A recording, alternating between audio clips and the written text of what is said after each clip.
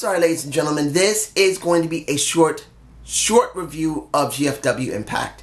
I tried to see it last night, but there was not one live stream that did appear. Not one. So I decided I was going to stay up most of the night to wait for one of the websites to upload it so I can review it that way and then give you a full review, but nothing.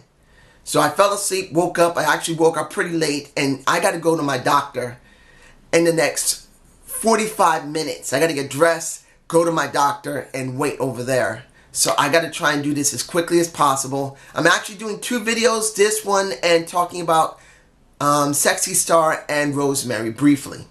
I can't do it here, but I'm only going to talk about three things.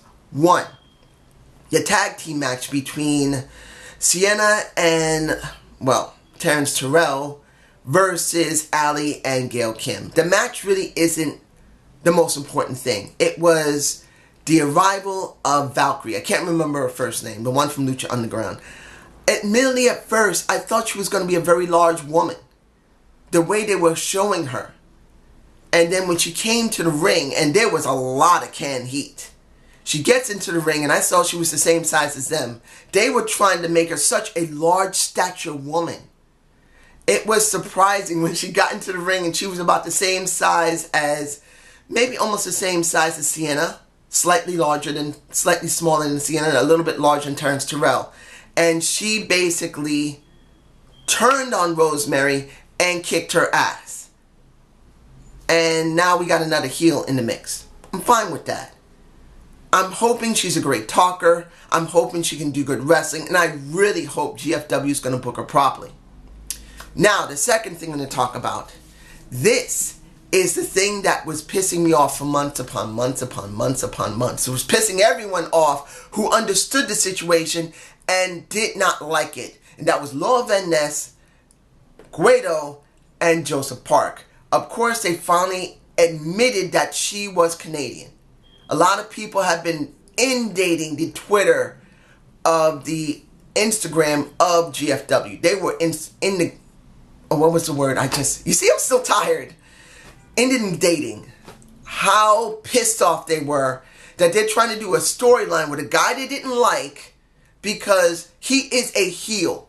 You can see here that he's a heel. If you're saying, well, of course, he's not a heel, it's because he's just Irish. He doesn't know any better how Americans or Canadians will take things. No.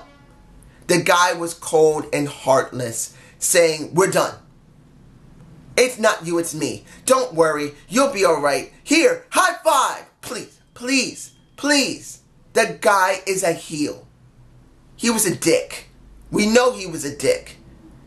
We know what he was doing.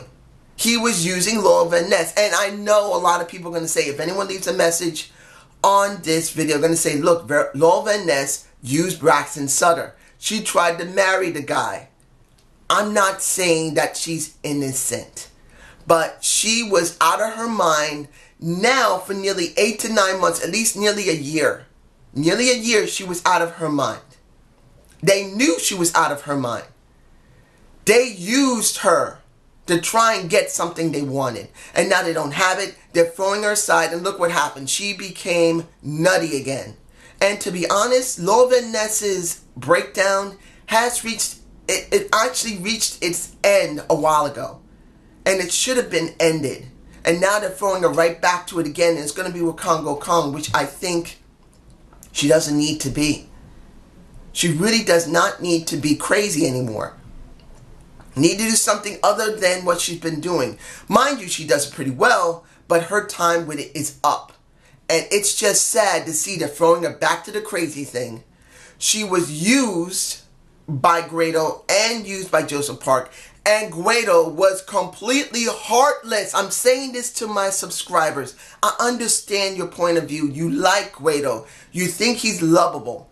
But by my point of view, and not taking away from you, he's acting like a heel. He ran away like a heel. And now when it comes to Laura Van Ness, and I know you'll say, well, she deserves it. She's a woman who was out of her mind. They used her. And now the minute they saw that she's useless, they discard her in the most callous way, saying simply, we're done. Guido could have been gentle to her. Even as stupid as his lovable character is, he could have been more gentle to her, and he was not. So this is what you got. Try to justify it below, and I do respect your point of view. But honestly, when you really see it for what it was, he's a heel.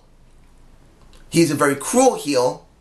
And Law of Vanessa does not need to be crazy anymore. They need to change her character. Now, the last thing I'm going to talk about will be Eli Drake versus Matt Sydal. Now, let's be honest here. We knew Eli Drake was going to win. There is no way they would be stupid enough right now to put Matt Sydal on it. Matt Sydal is an outsider. I'm not against Evan Bourne. I liked him. I do. And eventually, if he becomes champ, I wouldn't be against it. But as it stands, Eli literally has been forgotten for a while now, since the transitions going from Destination America to Pop and now to Anthem. He has been buried. The guy had such incredible ability. Yes, I'm a fanboy of him. I don't care. The guy is Eli Drake. That boy knows how to do good work. He knows how to cut a good promo. He has the great look. He has the great feel. The only thing, as I said, he's not a ring general yet.